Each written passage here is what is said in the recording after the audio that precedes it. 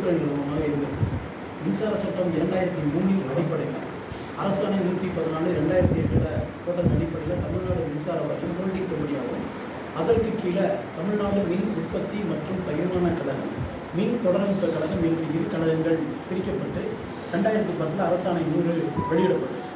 அந்த அரசாணை 100 பிரகாரம் எப்படி பிரிக்கப்பட்ட மின்வாரியத்திற்கு தொழிலாளிகளுடைய நிலை, மின்சார வாரிய சொத்துக்கள் நிலை, எதிர்கால பாதுகாப்பு உள்ளடக்கிய விஷயங்கள் எல்லாம் தெளிவாக அந்த அரசாணை 100 சொல்லப்பட்டிருக்கு. இந்த அரசாணையில் சொல்லப்பட்டிருந்தால் கூடி அது தொழிலாளர்களுக்கு பாதிப்பு என்ற முறையில் எங்களுடைய சங்கம் 2010 நீதிமன்றத்தை நாடி இதில் எதிர்கால பாதுகாப்பு என்பதில் அரசு உத்தரவாதத்துடன் கூடிய ஓய்வூதியம் மற்றும் சமூக பாதுகாப்பு இல்லை என்ற முறையில் நாங்கள் வழக்கு தொடுத்திருந்தோம். அந்த வழக்கில் மின்சார வாரியம் ஒரு அப்டேட்டை தாக்கல் பண்ணியிருந்தது 2010. நாங்கள் இந்த சலுகைகள்லாம் இப்போ இருக்கின்ற நிலையெல்லாம் தொடர்ந்து நீடிக்கின்ற வகையில் நாங்கள் உறுதிமொழி கொடுக்குறோம் என்று சொன்னதின் அடிப்படையில் நீதிமன்றம் 2010 ஒரு இடைக்கால தீர்ப்பு என்பது கொடுத்தது. ஆனால் 2010 24 வரைக்கும் வாரிய நிர்வாகம் 2 முறை இடையில 2012 மற்றும் 2020 இந்த 2 ஆண்டுகளில் ஒரு ஆலோசனை மட்டும் கொடுத்துட்டு தொழிற்சங்கங்கள்கிட்ட கருத்து கேட்டாங்க.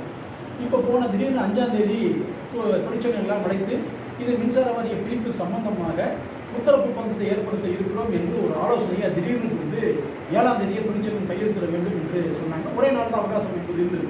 ஆனால் அந்த கொடுக்கப்பட்ட ஒப்பந்தத்தில் சொல்லப்பட்ட வார்த்தைகள், அந்த நகலில் வரைவினங்களில் சொல்லப்பட்ட வார்த்தைகள் என்பது ஏதோ பலதரப்பட்ட முறையில் இந்த பேச்சுவார்த்தை நடத்துவதாகவும் பெரும்பாலான தொழிற்சங்கங்கள் ஏற்றுக்கொண்ட நிலையில் இந்த ஒப்பந்தம் காணப்படும் என்ற முறையில் அந்த வார்த்தைகள் என்பது இருந்தது.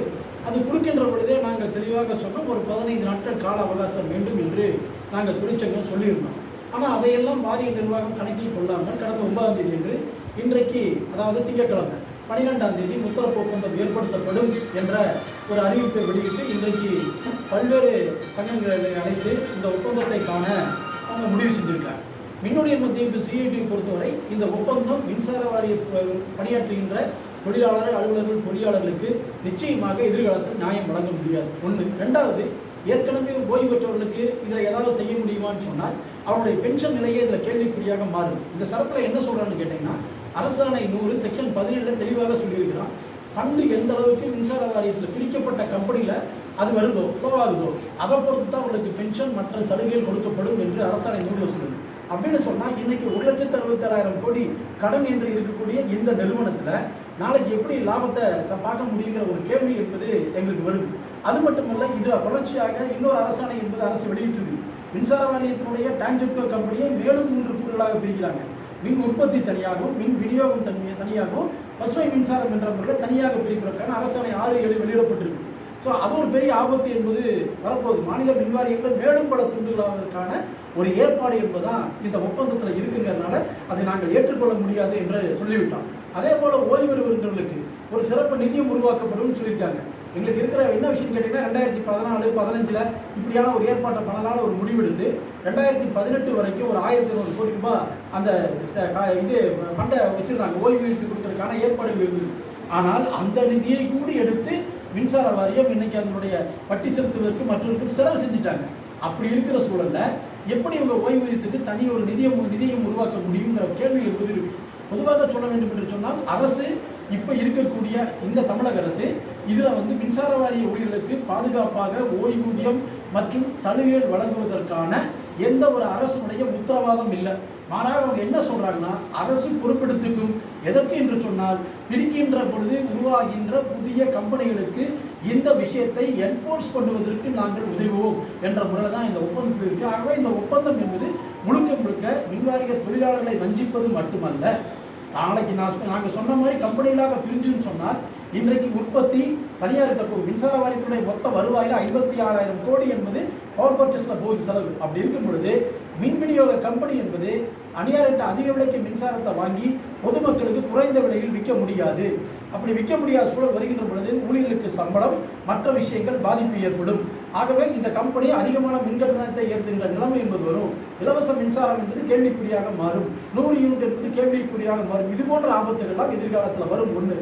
2வது, இன்னைக்கு அரசு பாதுகாப்புடன் போன்ற ஒப்பந்தங்களில் கேரளாவாகட்டும் சரி, கடந்த ஜனவரி மாதம் அவங்களுக்கு ஓய்வூதியம் கொடுக்க முடியல.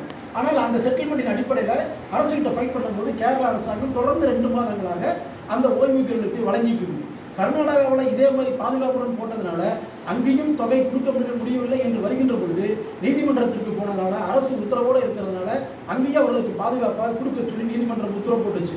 இப்போ இந்த 1ஆம் தேதி பஞ்சாபில் பார்த்தீங்கன்னா அருமையான ஒப்பந்தம், காலிப்பணிகள் நிரப்ப சம்பந்தமாக இந்த ஒப்பந்தம் இல்லை. பஞ்சாபில் தெளிவாக இருக்குது. ரிசர்வேஷன் நாளை கேள்விக்குறியா இருக்குது. அதெல்லாம் பஞ்சாப் ஒப்பந்தத்தில் தெளிவாக இருக்குது. அந்த மாநிலத்திலே அரசு உத்தரவாதத்துடன் போடுவோம் என்று சொன்னதில் அவங்க இந்த மாதம் சம்பளம் கொடுக்க முடியாமல் திணறினாங்க.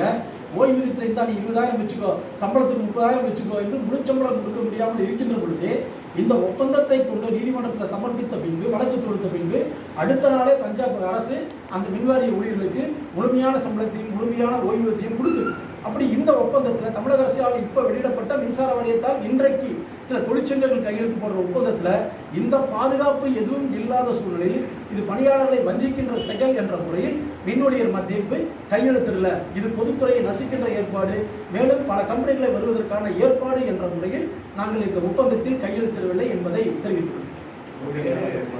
ராஜேந்திரன், பொதுச் செயலாளர், தமிழ்நாடு மின்வழியர் மத்தியம்.